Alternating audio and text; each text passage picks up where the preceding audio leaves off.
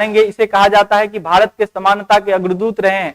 भारत में एक छोटी सी जाति यानी तथाकथित शूद्र परिवार में जन्म लेने वाले इस बाबा साहेब भीमराव अंबेडकर को बचपन से लेकर अपने जीवन के अंत समय तक इस देश में भेदभाव, तिरस्कार, बहिष्कार का बहुत सारा शिकार होना पड़ा, लेकिन इन्होंने अपने कलम की ताकत से इस देश के लिए जो किया यह देश कभी उस कर्ज को मिटा नहीं सकता। यह हम सभी इसके कर्जदार हैं और हमारी सभ्यता और संस्कृति इसके लिए गुनहगार है कि ऐसे लोग इन्होंने लिखा था, इसकी रचना है annihilation of the caste. Annihilation of caste में इन्होंने लिखा है जाति प्रथा का नाश हो, और उसमें इन्होंने कहा है कि जाति प्रथा समाज के द्वारा थोपी गई एक ऐसी बुराई है, जाति प्रथा समाज द्वारा थोपी गई एक ऐसी बुराई है जो व्यक्ति के जन्म लेने से पहले उसकी माँ की कोख में पल रहे बच्चों का, जिसका अभी तक नामकरण नहीं हुआ है, लेकिन उसका जातीयकरण कर दिया जाता है। उसकी माँ की कोख से ही तय हो जाता है कि आने वाला बच्चा, पैदा होने वाला बच्चा किस जाति का होगा। और इस जाति के प्रकोप को इससे ज्यादा अगर किसी ने झेला होगा तो शायद वैसा कोई नहीं होगा इंडिया में। तो हम लोग आज किसके संबंध में बात करेंगे? इस बाबा साहेब भीमराव अंबेडकर का। आपको लगेगा यह टॉपिक कहां से आया? आपको व्यक्तित्व के बारे में किसी भी एग्जाम में, जीएस में इंपॉर्टेंट होता है इसे जानना, तो हम लोग जानेंगे बाबा साहेब भीमराव अंबेडकर। तो बात करेंगे इसके जन्म का। तो बाबा साहेब भीमराव अंबेडकर का जन्म कहाँ हुआ था? महू मध्य प्रदेश में हुआ था। कहाँ हुआ था? महू मध्य प्रदेश में हुआ था बाबा साहेब भीमराव अंबेडकर का जन्म। और इस युग पुरुष का जन्म कहाँ हुआ? महू मध्य प्रदेश में। कब हुआ था? आपको पता है कब हुआ था? यह हुआ था आपका 14 अप्रैल में। कब हुआ था? 14 अप्रैल 1891 में। कहा? 1891 में। उसकी मृत्यु हुई थी 6 दिसंबर 1956 में इसकी मृत्यु हुई। अब हम लोग जानेंगे इसके बारे में विशेष, ये क्या थे? एक मतलब राजनेता तो थे ही, राजनेता के साथ साथ ये क्या थे? अर्थशास्त्री थे। क्या थे? बहुत बड़े अर्थशास्त्री थे। इसकी अर्थशास्त्र की किताब, इसके अर्थशास्त्र के रिसर्च, इसका जो अर्थशास्त्र पर रिसर्च था वो आज भी लंदन के यूनिवर्सिटी में लोगों को रिसर्च पेपर के रूप में पीएचडी कार्यक्रम में पढ़ाया जाता है। तो अर्थशास्त्री थे, ये पत्रकार भी थे, ये समाज सुधारक भी थे। क्या थे? समाज सुधारक भी थे।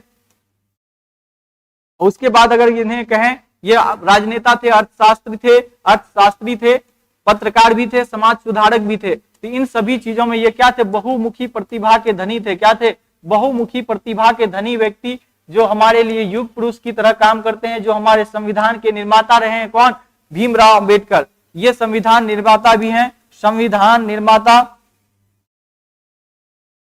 इसी ने कहा था ना, शिक्षा उत्तेजनी का दूध है, जो जितना पिएगा वो उतना दहाड़ेगा। इसने कहा कि जिंदगी लंबी हो जरूरी नहीं है, लेकिन जिंदगी बड़ी होनी चाहिए, है ना। तो जिंदगी बड़ा कैसे होगा? सोच से बड़ा होगा। इसके बारे में अगर जान लें हम लोग, थोड़ा सा बात करें। अभी सरकार इसके लिए क्या कर रही है, चर्चा में क्यों है? सरकार इसके लिए काफी ज्यादा प्रयास कर रही है। आपको पता है कि इसको 1891 ईस्वी में इसका जन्म हुआ है। इसकी 125वीं जयंती जब मनाई जा रही थी 2016 में, तो उसमें सरकार चलाया था एक ग्राम उदय से भारत उदय अभियान। क्या चलाया था? ग्राम उदय से भारत उदय अभियान।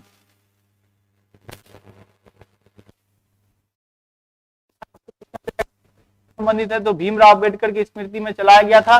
ग्रामीण क्षेत्रों की उन्नति किए बिना देश का उन्नति संभव नहीं है, एपीजे अब्दुल कलाम भी कहते हैं। ठीक है, तो इन्होंने डॉक्टर अंबेडकर के विचार से प्रेरित होकर प्रधानमंत्री ने लॉन्च किया था क्या? ग्राम उदय से भारत उदय अभियान। ठीक है, उसके बाद इसके लिए हम लोगों ने क्या बनाया? स्टेच्यू ऑफ नॉलेज के बारे में आप लोगों ने सुना होगा। स्टेच्यू ऑफ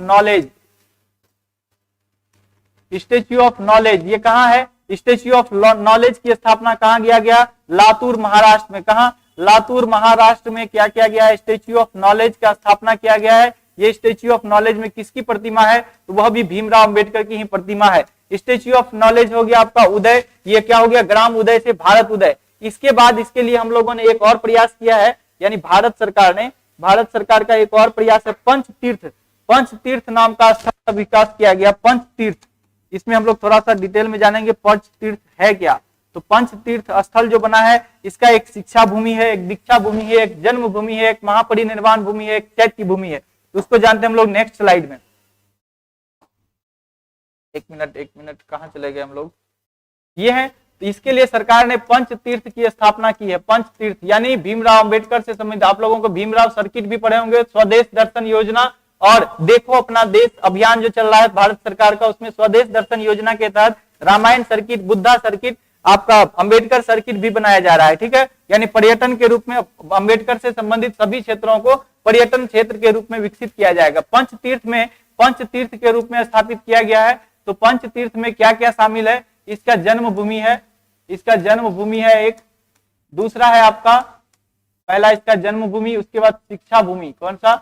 शिक्षा भूमि। शिक्षा भूमि के बाद अगर बात कर लें, शिक्षा भूमि के बाद दीक्षा भूमि। कौन है? दीक्षा भूमि। दीक्षा भूमि के बारे में बात कर, उसके बाद अगर बात करेंगे महापरिनिर्वाण भूमि, महापरिनिर्वाण भूमि। उसके बाद इसके लिए क्या किया गया है? चैत्य भूमि। तो चैत्य भूमि ये किस धर्म को स्वीकार कर लिए थे? अंतिम में इन्होंने बौद्ध धर्म को स्वीकार कर लिया था। तो जन्मभूमि इसका कहाँ है? महू में। महू मध्य प्रदेश में जो इसका जन्मभूमि है उसे पर्यटन स्थल के रूप में विकसित किया गया है। शिक्षा भूमि इसका कहाँ रहा है? तो लंदन में।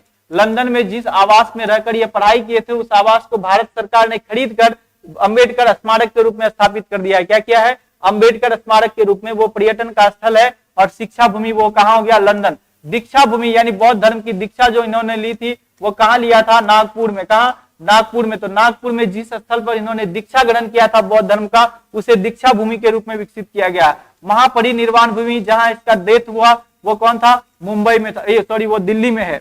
कौन सा है? महापरिनिर्वाण भूमि जहां इसका महापरिनिर्वाण बौद्ध धर्म में क्या कहते हैं? मृत्यु को कहा जाता है। तो वो कहाँ था? नई दिल्ली में। नई दिल्ली में महापरिनिर्वाण भूमि। उसके बाद चैत्य भूमि ये कहाँ है? मुंबई में। कौन सा? मुंबई में। चैत्य भूमि का मतलब हो गया कि चैत्य स्थल किसे कहते हैं? बौद्ध धर्म में पूजा पाठ के स्थल को क्या कहते हैं? चैत्य। मुंबई में इन्होंने अधिक समय बिताया था और मुंबई में ही लातूर महाराष्ट्र जो है आपका, वो भी मुंबई में पड़ता है, मतलब महाराष्ट्र में पड़ता है। तो मुंबई में इसका क्या है? चैत्य भूमि है। जन्मभूमि, शिक्षा भूमि, दीक्षा भूमि, महापरिनिर्वाण भूमि, चैत्य भूमि। आपको पूछा जा सकता है कि अंबेडकर के पंच तीर्थ स्थल में कौन शामिल नहीं है? तो इनमें से जो शामिल नहीं तो आपको टिक करना होगा। ठीक है, तो यहां तक आपका क्लियर हो गया।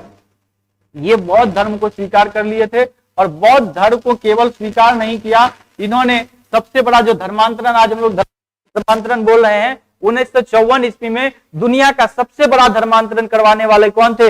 अंबेडकर। अंबेडकर के अनुयायियों के साथ इन्होंने पहले बार अपना धर्म तो परिवर्तन किए, हिंदू छोड़कर ये किस में चले गए? बौद्ध धर्म में चले गए। और बौद्ध धर्म में नववाद का इन्होंने, जैसे वहां आप लोग देखते होंगे ये महायान है, उसके बाद क्या है? हीनयान है, उसी में एक और यान जोड़ दिए हैं अंबेडकर जी, जिसका नाम है नवयान। क्या नाम है? आपको याद रखना है कि नवयान जो है, नवयान के प्रतिपादक कौन रहे हैं? नवयान ये क्या है? बौद्ध धर्म का है। नवयान क्या है? बौद्ध धर्म का है।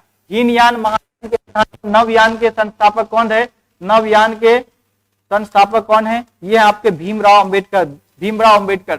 अब अगर इसके इतिहास में अगर इसके बात कर लें, इतिहास में इसको हम लोग पूना पैक्ट के नाम से जानते हैं। एक बात, 1932 में पूना पैक्ट जो हुआ था, 1932 में ये जो पूना पैक्ट हुआ था, किनके बीच? 1932 का ये पूना पैक्ट गांधी और अंबेडकर के बीच। आपको पता होगा इतिहास में गांधी और अंबेडकर के बीच कौन सा हुआ था? पूना पैक्ट। ये क्या किए थे? अनुसूचित जाति के लिए इन्होंने लड़ाई लड़ा और क्या क्या? आरक्षण की व्यवस्था। यहीं से पहली बार आरक्षण का कंसेप्ट आया। पहले क्या था? पृथक निर्वाचन और आरक्षण में फर्क यह है कि अंग्रेजों ने इसे समझाया कि आपको हम पृथक रूप से निर्वाचन का अधिकार देते हैं, यानी आपके समुदाय के लोगों को चुना जाएगा, तो वो हो जाता है पृथक निर्वाचन, यानी अलग से चुनाव। लेकिन उसके जगह पर क्या आया? आरक्षण, यानी कुछ महत्वपूर्ण सीटें आपको दे दी जाएगी। अगर मान लिया जाए ये कोई सीट किसी व्यक्ति को दे दिया, आरक्षित कर दिया गया कि इस जाति के लोग लड़ेंगे, यहाँ इस क्षेत्र में जितने भी जाति हैं सभी लोग भाग लेंगे, ऐसा नहीं कि केवल वही जाति के लोग लेंगे। ठीक है, तो आरक्षण और पृथक निर्वाचन में यही फर्क था। यही में आया पहली बार आरक्षण का कंसेप्ट, और आरक्षित सीट कितना कर दिया? 74 पृथक निर्वाचन के तहत सीट दिया गया था, उसको बढ़ा के इन्होंने, गांधी जी ने कहा कि 147 हम आपको सीट देंगे जो आरक्षित होगा। ठीक है, ये था पूना पैक्ट, जिसके वजह से ये भीमराव अंबेडकर तीनों गोलमेज सम्मेलन में भाग लेने वाला व्यक्ति था। तीनों गोलमेज सम्मेलन जो हुआ था, गोलमेज सम्मेलन अलग अलग 1929, 31 और 32 में हुआ गोलमेज सम्मेलन। इसमें भाग लेने, तीनों गोलमेज सम्मेलन में भाग लेने वाला व्यक्ति कौन था? एक था एम.आर. जयकर, और कौन था? ये तीनों गोलमेज सम्मेलन में अंबेडकर भाग लिए थे। तीनों गोलमेज सम्मेलन में भी इन्होंने भाग लिया। इसकी रचनाएं थी, कुछ महत्वपूर्ण रचना है, इसके बारे में अगर डिटेल में हम लोग पढ़ें, इसको थोड़ा मिटाएं, अगर थोड़ा सा डिटेल में, रचनाएं काफी इंपॉर्टेंट है।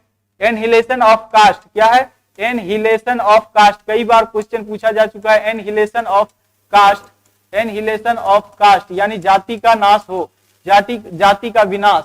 तो ये कौन लिखे हैं? भीमराव अंबेडकर। अगर इसमें अगर आपसे पूछा जाए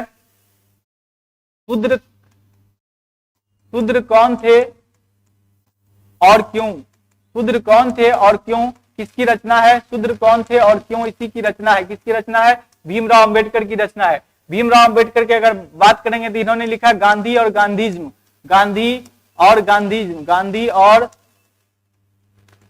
गांधीज्म। इन्होंने लिखा बुद्ध और बुद्धिज्म, इसकी रचना है बुद्ध एंड बुद्धिज्म, यानी बुद्ध और बुद्ध के धर्म में क्या मतलब अंतर है, या बुद्ध और बुद्ध के धर्म के बारे में इन्होंने लिखा।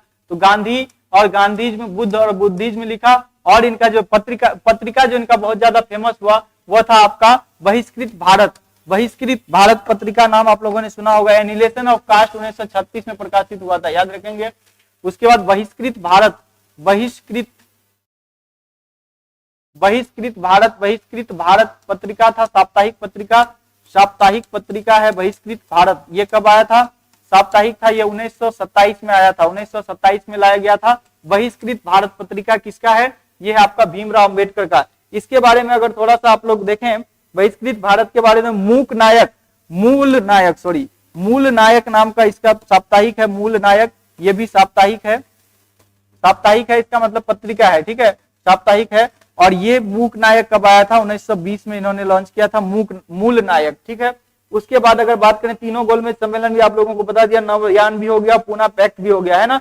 अब आप बात कर लें, इसकी जो पार्टी थी, राजनीतिक पार्टियां इन्होंने दो बनाया था। एक था इंडिपेंडेंट लेबर पार्टी, क्या था? इंडिपेंडेंट लेबर पार्टी किसका था?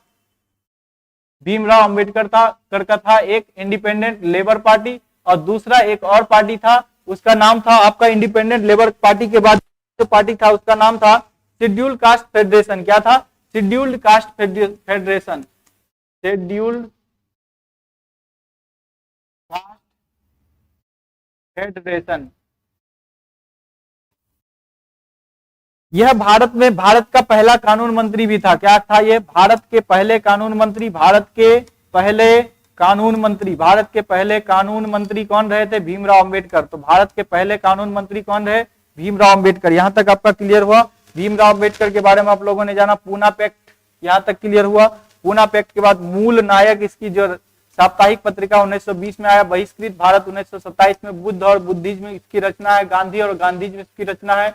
शूद्र कौन थे और क्यों, इसकी रचना है। एनहिलेशन ऑफ कास्ट यानी जाति का विनाश, इसी की रचना है। पंच तीर्थ स्थल का विकास किया जा रहा है। पंच तीर्थ स्थल लिख लेंगे। पंच तीर्थ स्थल का विकास कहाँ किया जा रहा है? तो जन्मभूमि महू में, शिक्षा भूमि लंदन में, दीक्षा भूमि नागपुर में, महापरिनिर्वाण भूमि नई दिल्ली में और चैत्य भूमि कहाँ? मुंबई में। क्या हो रहा है? इसके बारे में विकसित किया जा रहा है। इंडिपेंडेंट लेबर पार्टी इन्होंने गठित किया था। शेड्यूल्ड कास्ट फेडरेशन भी इसी की राजनीतिक पार्टी है। क्या है? राजनीतिक पार्टियां थी। इन्होंने बौद्ध धर्म को स्वीकार कर लिया था। अंतिम समय में बौद्ध धर्म को स्वीकार कर लिया था। यहां तक क्लियर हो गया। शिक्षा व शेरनी का दूध है, जो जितना पिएगा वह उतना दहाड़ेगा। इसके बाद अगर यहाँ अगर